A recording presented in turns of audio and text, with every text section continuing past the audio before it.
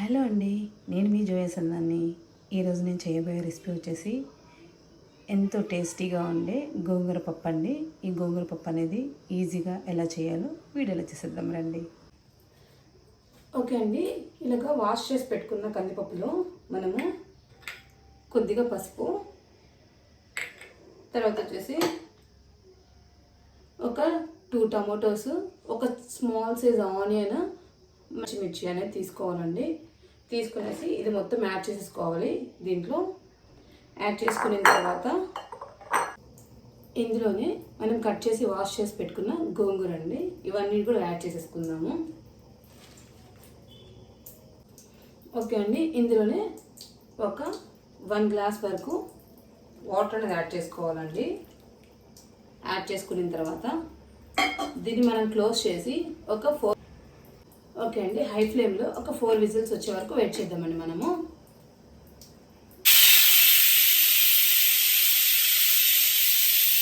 Okay అండి, 4 whistles అనేది అయిపోయింది. మనం ఆఫ్ చేసేద్దాము స్టవ్ అనేది. మనం ప్రెజర్ పోయిన తర్వాత మనం ఓపెన్ చేసి చూద్దామండి.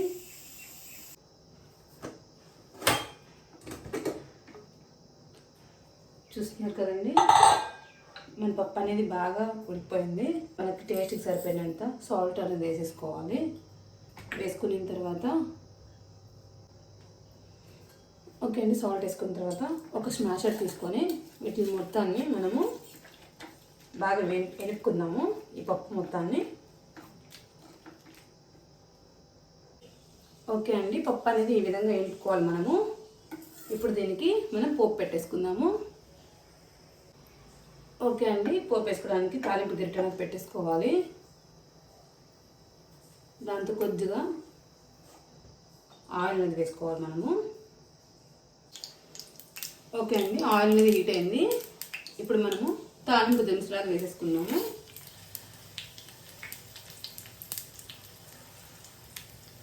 తాలింపు అనేది వేగిందండి. కొద్దిగా ఆనియన్స్, కొంచెం చిన్నుల్లిపాయలు అనేది వేసేసుకోవాలి మనము.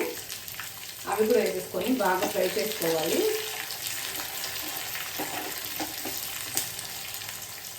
వీటితో పాటే కొద్దిగా కరివేపాకు అనేది యాడ్ చేసుకోవాలి.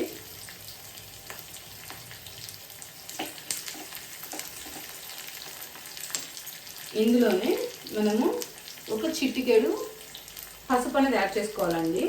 మనం పోపులో పసుపు అనేది యాడ్ చేస్తే ఆ పప్పు చాలా టేస్టీగా అనిపిస్తుంది మనకి.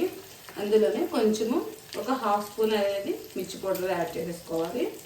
యాడ్ చేసుకొని వీటిని మొత్తాన్ని బాగా ఫ్రై చేసుకోవాలండి మనము. ఓకే అండి, మన తాలింపు అనేది వేగిపోయింది. మనం పప్పులు అనేది యాడ్ చేసేసుకుందాం. ఇంకా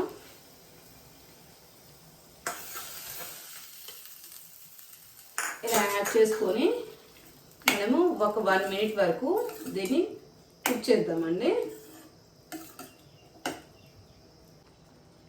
మన ఎమ్మీ అయిన గోంగూర పప్పు అనేది రెడీ అయిందండి. మనం సర్వింగ్ బౌల్ కన్నా తీసేసుకుందాము.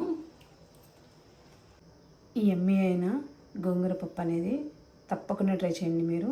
మీకు రోటీస్లో కానీ రైస్లో కానీ దేంట్లోనైనా చాలా టేస్టీగానే అనిపిస్తుంది మీకు. ఓకేనా, ఇంకో రెసిపీతో మేము ముందుంటాను.